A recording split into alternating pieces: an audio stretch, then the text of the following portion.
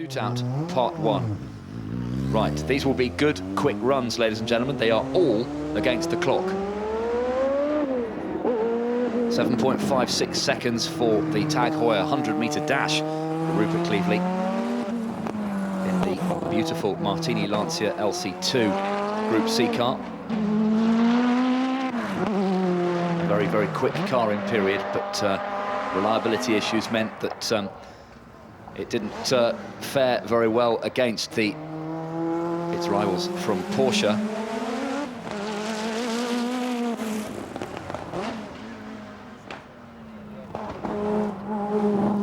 So this is the first of our top 20 shootouts, a relatively new addition to the Festival of Speed, just to add a little bit more of the competition element to the event. What's Rupert going to do? It's going to be just about a minute or so, I think, as he flashes across the line. Yes, indeed, a 59.57 for Rupert Cleveley in the Group C car. So under a minute then, in what is quite a big car on this narrow hill. Next up, Sally Mason-Styron in the Ferrari 246 Tasman car. She was 19th quickest car of the meeting. What can she manage in the Tag Heuer 100-metre dash? 5.85. That's quicker than Rupert Cleveley's Lancia. The lightweight, powerful single-seater. Stopping the clock a bit quicker.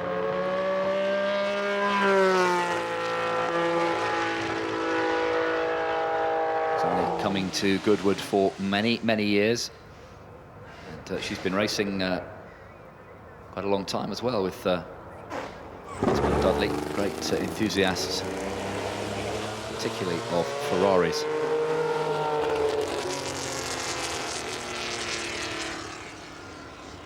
And she's not going to be quite as quick as Rupert Cleveley. Yeah, she's taking it a little bit easier, isn't she? She was quicker than him this morning, hence her running after him in the shootout. But this one was already past the minute mark. Sally Mason-Styron stops the clocks at 109.81 in the Tasman spec Ferrari. Right, here's Rick Hall in the Ferrari 246 Dino, last of the front-engined Grand Prix winners. Car similar to this one, winning the Italian Grand Prix in 1960 in the hands of Phil Hill, which marked the last time that a car with the engine at the front won a Grand Prix. 7.56 to 100 metres for Rick Hall.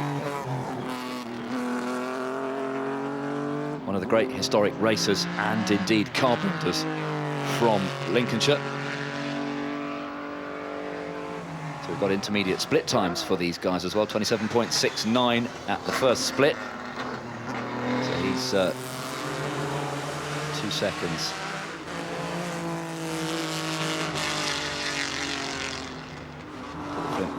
Very, very committed there from Rick Hall, past the flint wall in this fabulous late 1950s Ferrari Grand Prix car. It was 18th fastest this morning. Will he be able to stop the clock under a minute? I don't think he will quite. It's going to be just over the minute mark, isn't it? Yes, 101.95 for Rick Hall. So, Rupert Cleveley still quickest on a 59.57 from Rick Hall, 61.95. Sally Mason-Styron, 69.81. But the cars should be getting quicker as we go down. Here is Aston Martin design director Marek Reichman, the man responsible for those absolutely beautiful Aston Martin road cars. And he's a keen racer, raced in Formula V. And this is the new Aston Martin V12 Zagato that was raced just last weekend at the Nürburgring 24 Hours. And there's two of them. Oh, he's up at the split, isn't he? So Marek is going to potentially be our fastest man on the hill at the moment. But he's unlikely to remain quickest because we've got some even quicker cars coming in the next batch.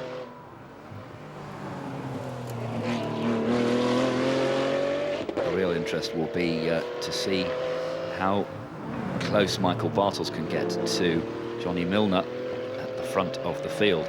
Marek Reitman comes across the line, then stops the clocks at 101.21. So he is second quickest, behind Rupert Cleverley, who set the standard in the Lancia LC2. Stuart Rolt is there in the Ferguson P99 four-wheel drive Grand Prix car from Harry Ferguson's stable. Let's see what he can sprint to 100 metres in. 1.35 seconds quicker, 7.56. Superb. Let's see if this is another car that can get underneath the 60-second mark. Fastest time so far is around about 48 seconds from Johnny Milner's extraordinary Toyota. Make sure you stick around trackside to see that orange monster in the next batch. Well, there's Mr. Gear in the Ferguson. It fires back into life, but that'll be cross with that. That'll lose him some time. It's so narrow and dark, Larry. It's just amazing. It must be scary on a bike too. Not unlike the Isle of Man. Yeah. Right. Because of that fluffed gear change at Molecombe, Stuart Rolt is going to not be quickest. 103.49. He's not the slowest at the moment in that batch. Right, this will be good, ladies and gentlemen. Very spectacular Irishman, Martin McCormack, in a little Citroen DS3 R3.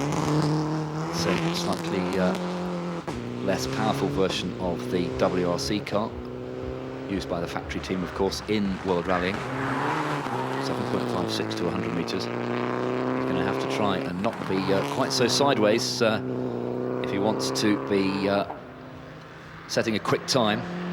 It's all part of showing off as well, isn't it? So let's not discourage it. Up to Molecombe, hard on the brakes, get it flicked in, back on the power. Great driving by this 25-year-old Northern Irishman, part of the MSA Elite Rally team,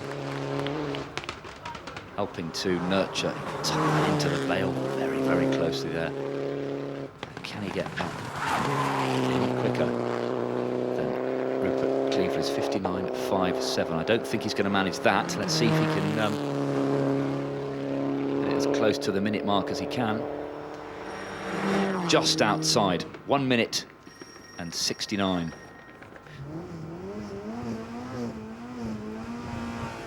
Okay, Jim Pocklington in the Cavalier was 12th quickest in this morning's timed runs. This still in the Vauxhall Sport livery of the period in which John Cleland won so many races in the early 90s. The 1992 car. John and his teammate Jeff Allen. As it turned into Molecombe, back on the power. And that 2-litre 4-cylinder Swindon-tuned Screamer working very hard, pulling the 1200 kilo touring car up the hill. Can he eclipse Rupert Cleverley's 59.57 is the time to beat. It looks like it could be very close indeed. 58.70, Jim Pocklington, fastest so far. Good job, well done. But we are expecting the cars to get quicker.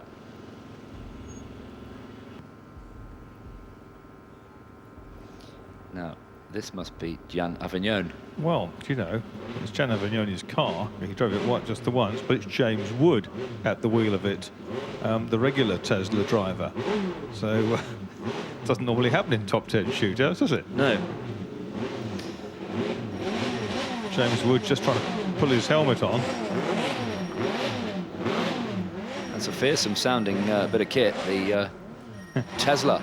No, the Tesla is silent. It's the motorcycles behind that are fearsome sounding. Oh yes, I get some funny noises in my cans, I tell you. And I can tell you that Sammy Miller is 77, because he told me so. Oh, well done.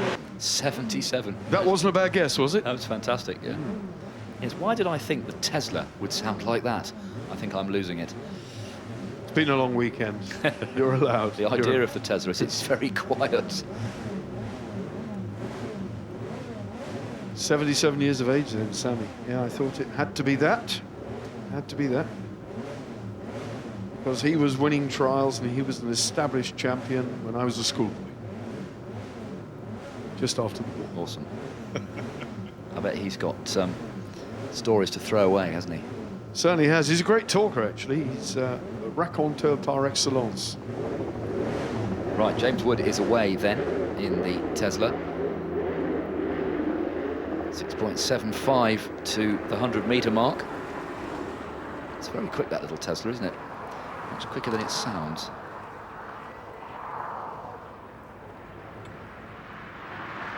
Okay, fastest time then so far, 58.70 from the Vauxhall touring car of Jim Pocklington. Here he comes over the brow, up to Molecombe, hard on the brakes. It's a very effective little machine.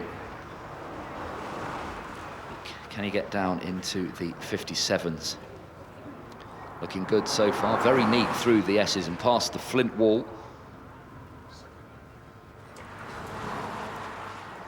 He's a second behind on the splits. He's going to struggle to get it over the line in 58, isn't he? Yeah, 61.09 for James Wood.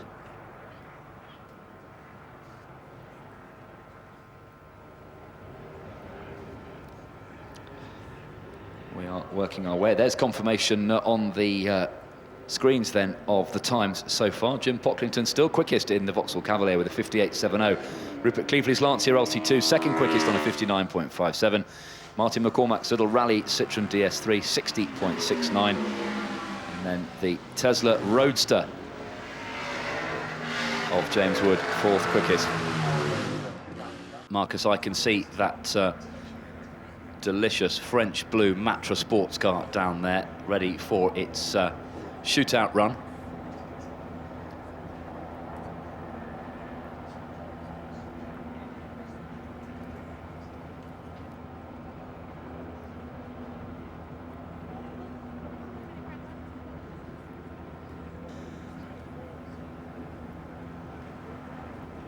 Right. Yep, Andy Willis coming forward then in the Matra, lights on. Historic Formula Ford and other types of historic cars on his repertoire normally. One of the Hall and Hall men, and driving this Matra beautifully this weekend. Right, the second and final part of our top 20 shootout is very much underway. Andrew Willis in the wailing V12 French sports car, the Matra and Le Mans winner, coming through the first two turns and howling under the bridge past the house. Keep an eye on the stopwatch. Fastest time so far, Jim Pocklington's 58.70 seconds. That car sounding absolutely magnificent as it howls up under the trees. We're riding on board with Andrew Willis, threading it through the S's past the flint wall towards the steepest part of this hill climb, just over a mile in length. Clock at 50 seconds. Is he going to get it inside 58? Yes, he is. 53.18. Fantastic time from Andrew Willis. Puts him comfortably fastest. Next up, Grand Prix ace and Le Mans winner Richard Atwood in the BRM 261. Richard wearing his period helmet. This will be a quick climb. Great exponent of historic racing. Multiple winner in the Goodwood Revival meeting, of course, at the motor circuit.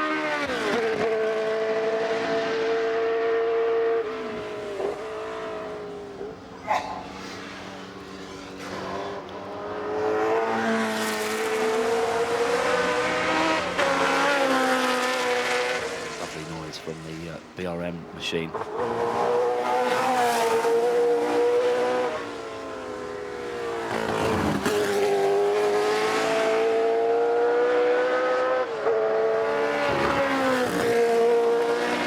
What's it going to be for Richard Atwood then as he flashes across the line. It's a 54.46, so he's a little slower than Andrew Willis in the Matra sports car. Pushing Jim Pocklington down to third. But it is the quicker cars in this batch. Stuart White comes into stage with the Honda Accord touring car.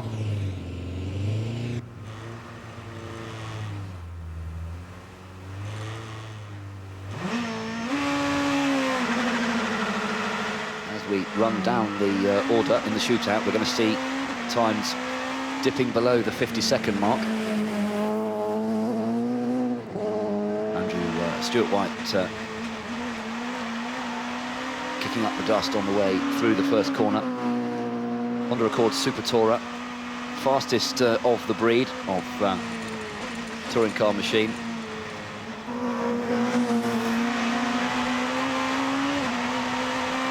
Racing this car extensively.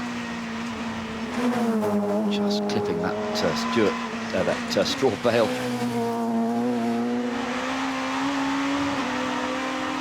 Hammering up over the top, round the long left-hander up to the finish line. What's he going to do? 52.48, a fastest time for Stuart White in the Honda Accord.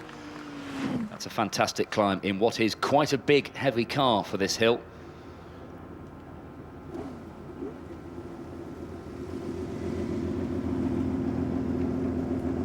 In comes the Ferrari 312 B3. Schuster. It's not on my shootout. This is a demo run, isn't it? It's not part of the shootout. Still plenty more cars to come in that batch. 312 B3, beautiful Niki Lauda, flat 12, 3-litre Ferrari Grand Prix car. Not in the run-off this car, is it? No. Waiting for Andrew Beaumont. He's next up. I can see him down to my right in the Lotus 76, awaiting his call.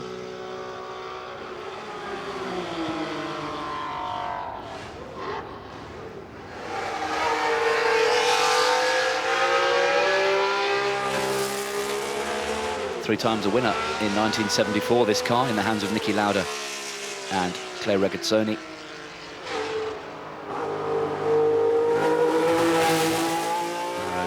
Forghieri designed car.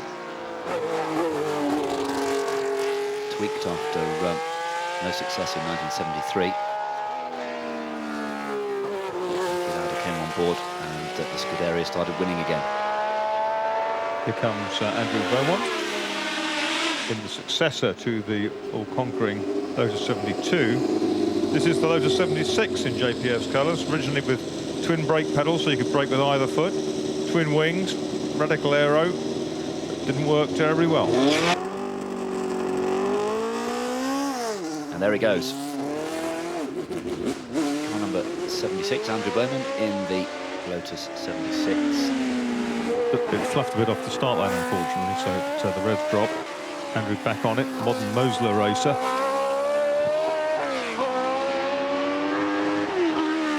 Expecting this to be the quickest time so far.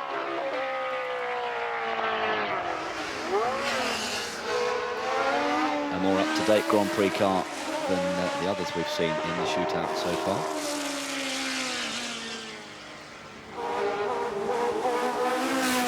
Through the S's past the wall, up towards the top now. 52.48 to beat Stuart White's time in the Honda Accord Super Tourer. I think he's probably going to do that. Not quite. No, 52.72. So... Yep, that was that misgear off the line. Yes. But the deceptive Toyota Celica now of Adrian Smith that was so quick in previous years has been developed further.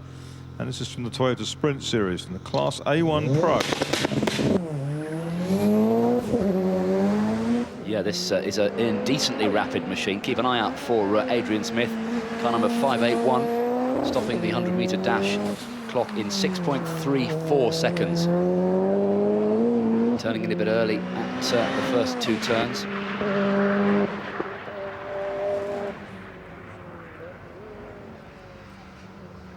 And inch perfect into Moulcombe. 52.48, still the time to beat from Stuart White's Honda Accord. Andrew Beaumont second quickest with 52.72. When you see that off the line, 100 metres in 6.34, you realise how swiftly Usain Bolt runs, don't you? Yes.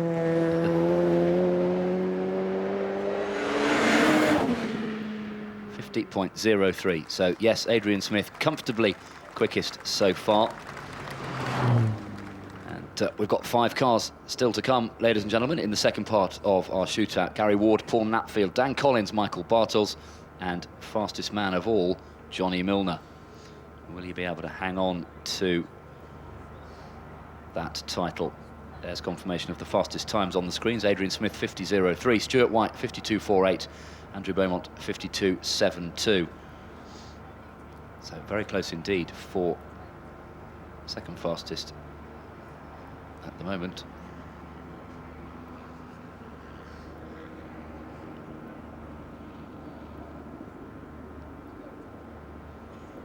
So half of our fastest 10 cars have done their shootout run.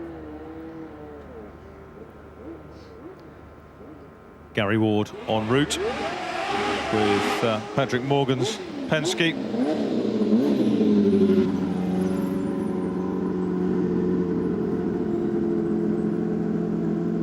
One of the great Indy cars, the Ilmor engined Penske PC19. There he goes, Gary Ward. Very, very competent racer. Raced up to Formula 3 level in Britain as a youngster.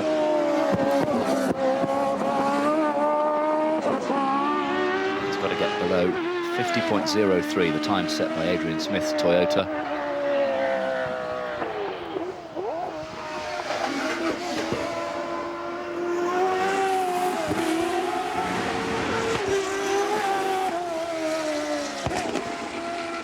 .99 at the split, so it is a pretty quick climb.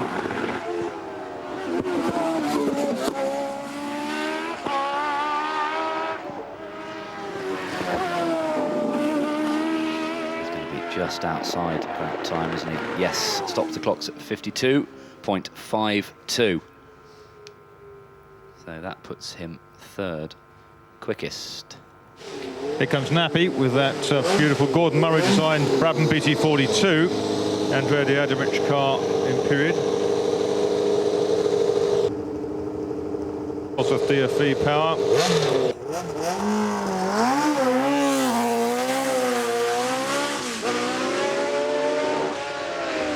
Beautiful car with the triangular monocoque.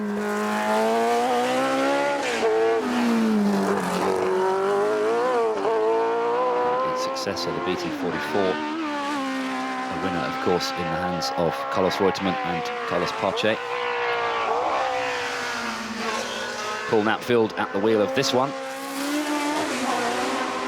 91 miles an hour at the first split.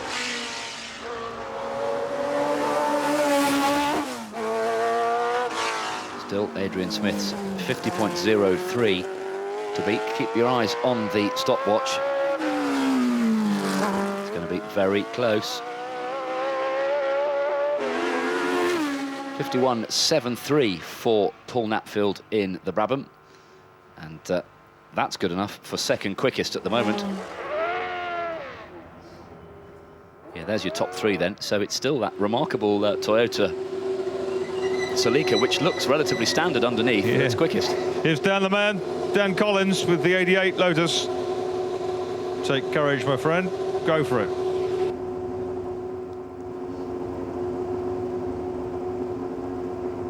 Gauge how quick he's going by how much the stick-on ears on his helmet flap as he goes along.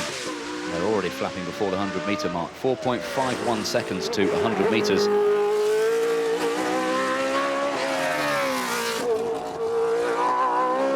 Can Dan Collins get this radical Lotus 88 twin chassis Grand Prix car under the 50-second mark?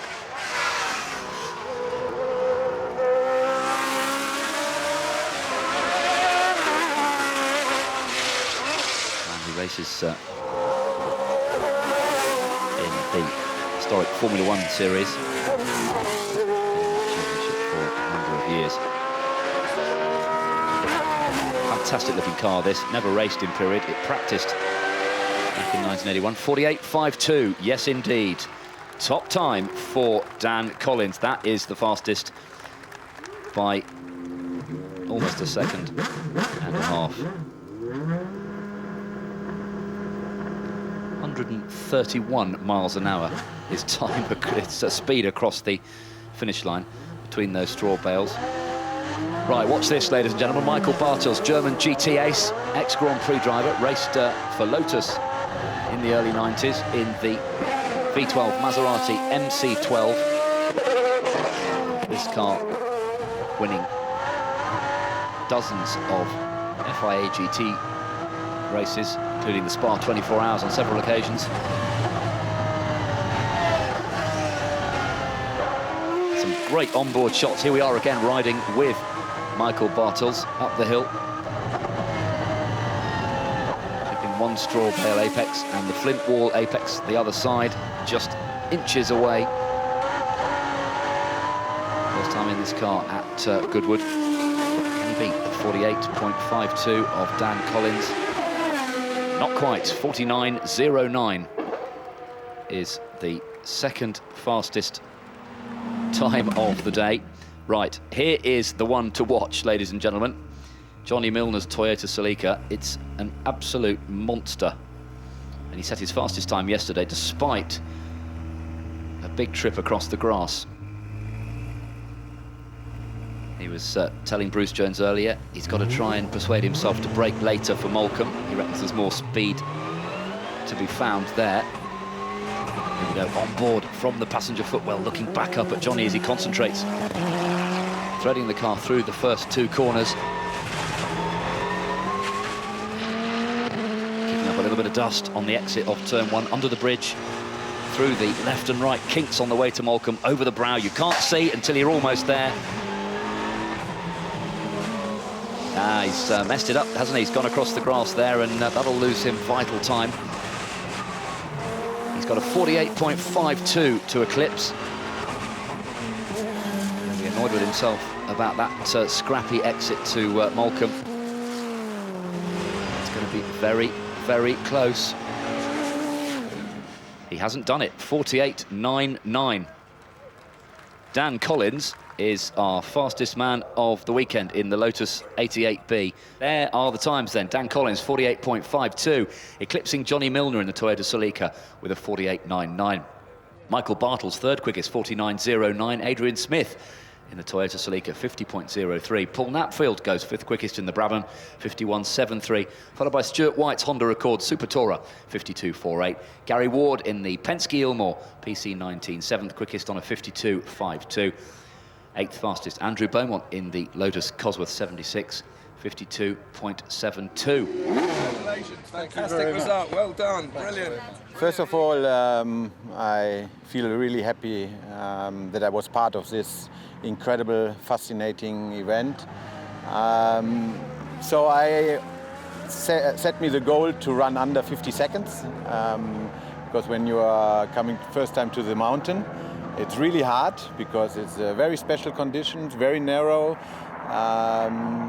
Some special conditions on the track where you have to get used to it. So I reached 49.09. I finished third overall. It was a good challenge with some of the other quick cars. But most of all, I enjoyed a lot the time here, and I hope I will be back next year. Agony for you. Just missed out on fastest up the hill. Absolutely, 0.4 of a second. I mean, last year it was 3 seconds, so we're a lot closer. Just a real shame. I made a bit of a hash of Moulcombe Corner again, same as last year, so driver error really, but yeah, I mean, just a great event, and just a real shame to sort of spoil it at the end. Well, people don't think of Goodwood Festival of Speed in competitive terms, but there is a strong competitive element, and you're clearly disappointed. You want to see those 20 drivers all in there. They're all hungry to do the best they can, and it's a real shame because we brought the Toyota Celica. It's the 40th anniversary of the Toyota Celica. It would have been a fitting tribute to the car and the manufacturer, but I think we've done Toyota very proud. I've just been up the hill with Sterling Moss, and he said my ambition is to learn this hill. Yeah. And there is a bit to learn, isn't there? Oh yeah, I mean I'm a double British Rally champion, so it's quite different, and I now appreciate a lot more what the hill climb boys do. I mean it's absolutely precise, you know, engineering in the head and the car to get the ultimate lap. Is it important also to get the honours on behalf of rallying as opposed to racing? Yeah, it is a little bit, but yeah, there's some very expensive machinery around us, and all those cars are very unique. You know, we brought an extremely unique 850 horse car this year, so yeah, we're a tad of disappointment, but you know, overall it's been a wonderful weekend. Closing the gap, you'll get there next year, I'm sure. I will. Thank you. Dan, fastest up the hill, and at last, is that a winning debut for the Lotus 88, the car that was banned all those years ago? It is a winning debut. In fact, it's a debut of some sort because, of course, it was banned and never allowed to race back in period, unfortunately. And this was the twin chassis Lotus 88. Twin chassis, yeah. Another Colin Chapman innovation. And I think perhaps it was one too many for the establishment. Yeah, ahead of its time, but clearly its time has come. So what was it like up the hill? It's fantastic. I mean, driving any kind of quick car up this hill is a bit of a test because it's so bumpy and there's lots of camber. But the car performed fantastically. I felt confident all the way. And did you have the fastest time in your sights? Was that a target when you came here this weekend? Well, no. The car belongs to the Chapman family, and they always bring the cars for demos. They don't like to put any pressure on the drivers.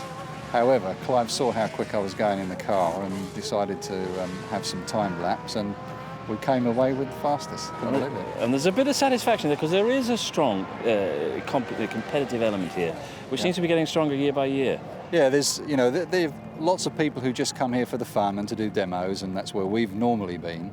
But this year, I think we felt that the 88's time had come. We should give it a go, and there was some stiff competition from Johnny Milner in particular. Absolutely. But somewhere up there, I'm sure Colin Chapman will be throwing that black cap up in the air in celebration. I hope so.